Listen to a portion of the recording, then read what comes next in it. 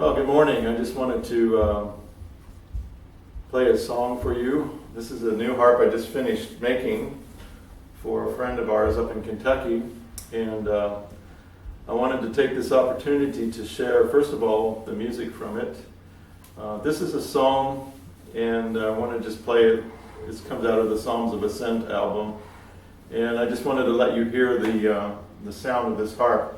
And then we're going to go over some things about a new harp, and I'll share some things with you to know and understand when you first get a harp what you need to be doing, what you need to be expecting.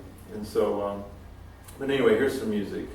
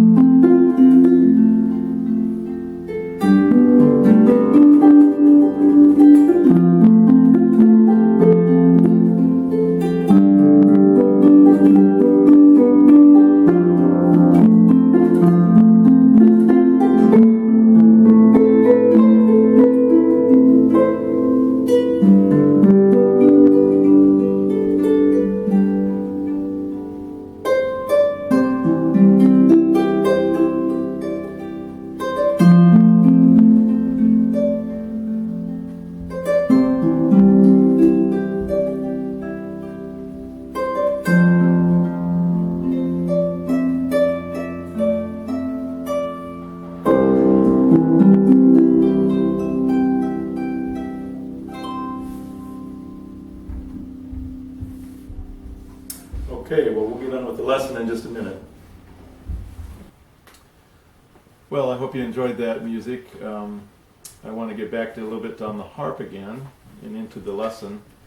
Some of the things to expect with a new harp, as I was mentioning, is that you're going to have to tune it quite a few times when you first get it.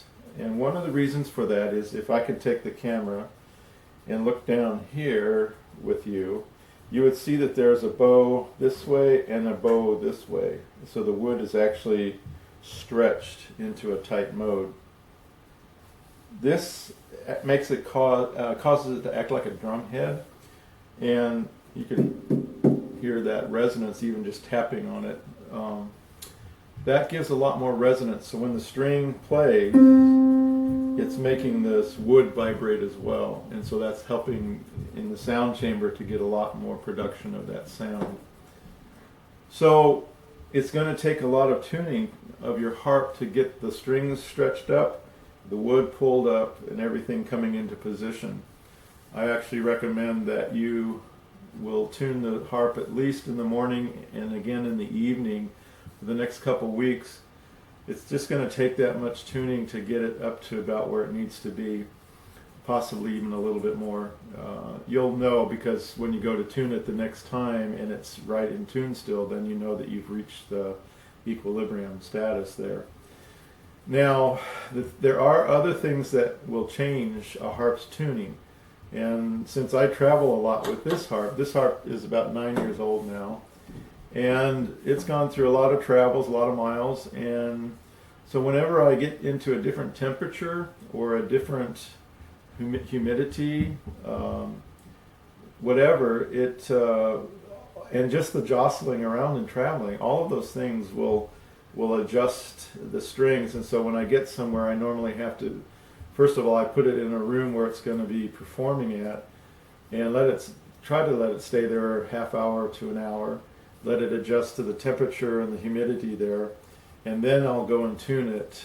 And it normally is not real far out, but it's enough that it needs to be retuned. So that's kind of what you can expect out of a new harp. So I just wanted to go over those few things with you because some of you have been contacting me and asking me which harp to get and where to get a good one. And so when you get these, I want you to know what your next expectation should be, because normally a manufacturer of a harp is not going to go through that 2-week process of tuning every day, twice a day for you. That's going to be something that you're going to have to expect to do yourself. And it's good to do that because it really helps you get to know your harp well, know where your notes are, get used to that fine little difference between out of tune and in tune. And so it's just all good. So don't despise that process. It's part of what makes you a harp player. And I have said a few times, maybe the reason why so many people don't play the harp is because there is a lot of tuning that goes on. And you know, a 12-string guitar has 12 strings. Well, this has 33 strings, so you're already almost 3 times as many strings as any other instrument. But that's fun, I think, and it's part of the process. Anyway, I've had a lot of people asking me the other part I wanted to do with this lesson is a lot of people are asking me what to do, how do I play the music out of the Psalms? Once you have the chord progressions, what do you do with them? And so I have several suggestions I want to share with you today. And I'm just going to start. I have Psalm 121 here, and I don't know if you can see it real well, but you can go to my website, calmingharp.com, and there's a page that you can click onto. It's called Music from the Psalms. And all of these, actually Psalm 120 through 128, and I even have Deuteronomy 62 there, the Song of Moses. And you can download, you just click on them and print them out, and you can have them printed out like this. And you can then have the chord progression patterns. Now, this is Psalm 121. I kind of like Psalm 121. It seems to fit so well. But the first thing you can do with those chord patterns is just to play them just as they're written up there on the by the numbers. First of all, it has the C. It says C, C, A, C, C, B flat, G, B flat, C. That's the first line. So I'll just go over what that would sound like. Now it says B flat, so that means you're going to have the B flat tuned in, which means either the lever's down or B natural is the lever up. That's the way I tune my harp. So that way I can go in. If it's B flat, it's in the key of F. If it's B natural, it's in the key of C. Okay, so just a little review there. So let's, this one is written with the B flat, and I'll tell you the reason why I've chosen between F, the key of F, and the key of C with the Psalms is some of them sound better in the key of C. some sound better in the key of F, and that's just by what my ear is telling me. I can't give you any better reason than that, and that's just part of being a musician, I guess. So anyway, let's play this first line. So it's C, C, A, C, C, B flat, G, B flat, C. Okay, those are just the bare chords. Now this is a psalm of ascent. It's talking about do I lift my eyes to the mountains? Where does my prayer, where does my help come from? My help comes from Yahweh, maker of heaven and earth. And so to me, that's I'm kind of thinking a three-quarter timing, a 3/4 timing, kind of a waltzy, because it's talking about relationship with our Father. And so I would start putting a rhythm into those chords.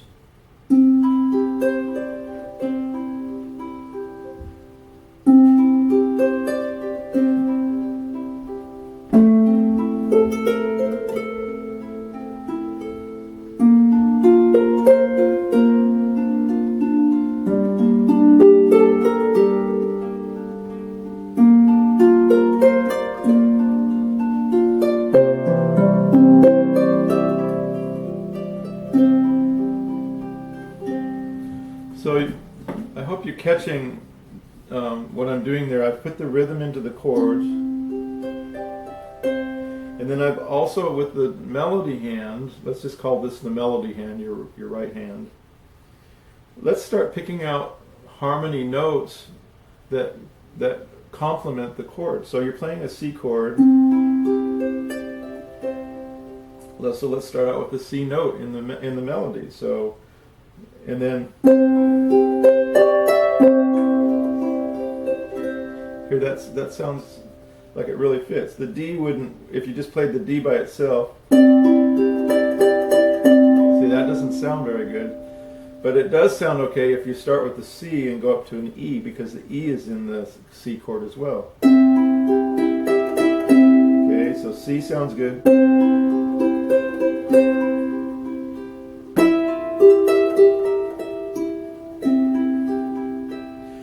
D doesn't sound good. See. But if you play the D with the C and the E, then it works. See how that sounds? So that's how you can pick out notes that are harmonizing with the chords that you're playing. Now, I want to take you one more step with Psalm 121. And if you download off the web, you'll see that I have 2 different chord progressions circled. And what you see first is the F, A, B flat, and C, and that's right up here in the main line. And then you have the B flat and the A and the D. And so those are, if we can look at these both, we can find out a way of making like a composition where we have a verse, a chorus, or you could say a part A and a part B. Sometimes music is written that way, and I won't get into the details of that, but a lot of music theory talks about a lot of, like your little Irish jigs and stuff like that. They'll have an A part, and then they'll have a B part.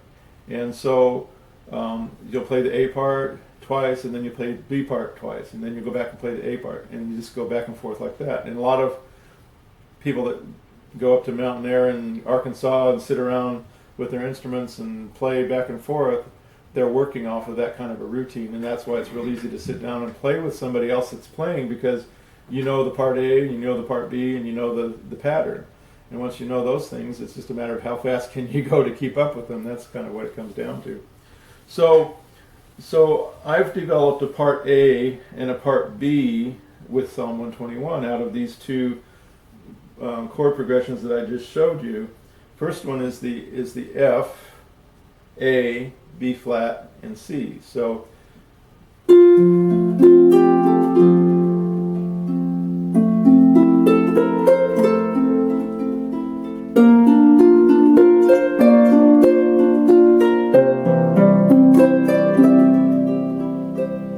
So that's the A part, okay? And so if we play that twice, that could be the first part of the song. And then here's the second part, is we have the D.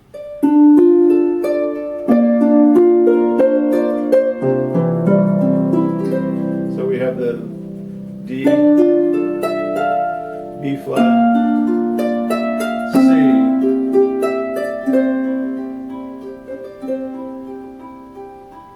So there's two parts. That's the B part. So let me just play A part twice, B part twice, and let you hear. If you listen to the track 2, I think it's something about the mountain. I forget the title of it right at this moment. But if you listen to it off the album Psalms of Aliyah, you'll recognize that what I'm playing for you is what's recorded there on that CD album. So here let's try it.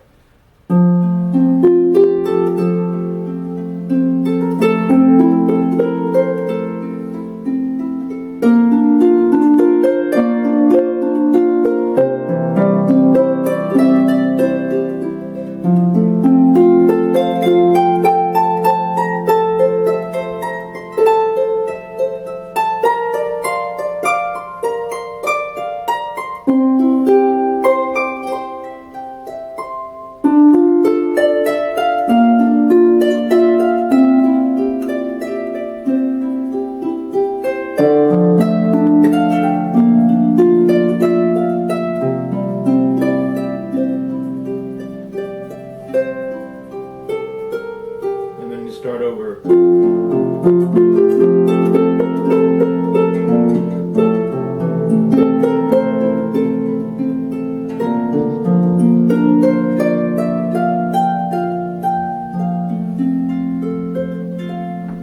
So that's just a little look at what you can do with Psalm 121.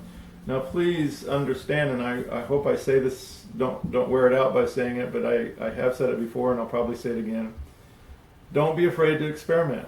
Just because I've done it this way doesn't mean that's the only way. There might even be another really good chord pattern in here that would work out really well. So play around with it. I really do hope that this the Psalms of David that I've been working with will not be just my work, but will be collaborative work with some of you out there. And so I'm just trying to give you some ideas to kind of spark your creativity to get you going. Don't hesitate to take off with it, please.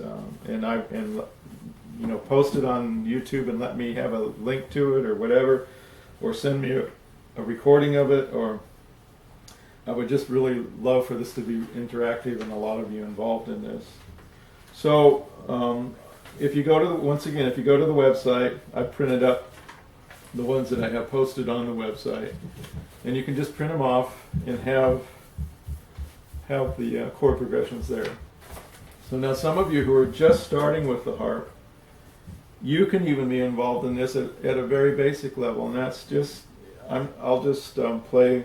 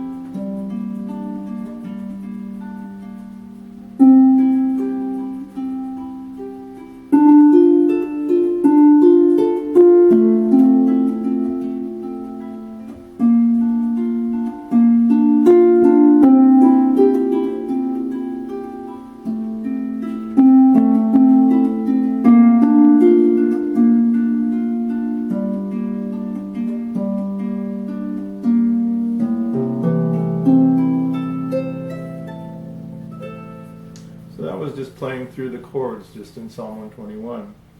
And I played around a little bit with that, and I did it just to show you.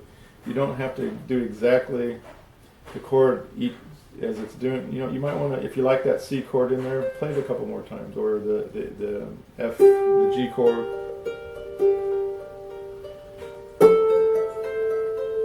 And that will let you start to play around with possibility of maybe there's 3 or 4 chords in the middle of all this that I just played that sounded pretty good together, that you could make that your A part of the sound, of the song. So I really want to encourage you to play with it. I really want to encourage you to use what I put out there from the Psalms. And I really believe that there is a definite connection with the words, the Hebrew words of the text of the Psalms, and the music that's coming out, and the frequencies. I know probably many of you have noted that I have a 1 hour teaching out on the 528 frequency. It's on my YouTube channel, Progressons, as well. And I hope you'll take a look at that. I hope that by the end of watching that, and maybe watching it several times to understand it fully, that you'll be convinced as much as I am that the 528 is a very important frequency, and that playing these chords, that once our harp is tuned into those frequencies, is a very, I think, special understanding for bringing healing, for bringing calm and peace, and really that's what I think the harp is all about. So, having said that, I will end with the psalm. This is my wife's favorite psalm. It's a little peppier, so we've been kind of slow here, so let's pick it up a little bit. So we'll start out with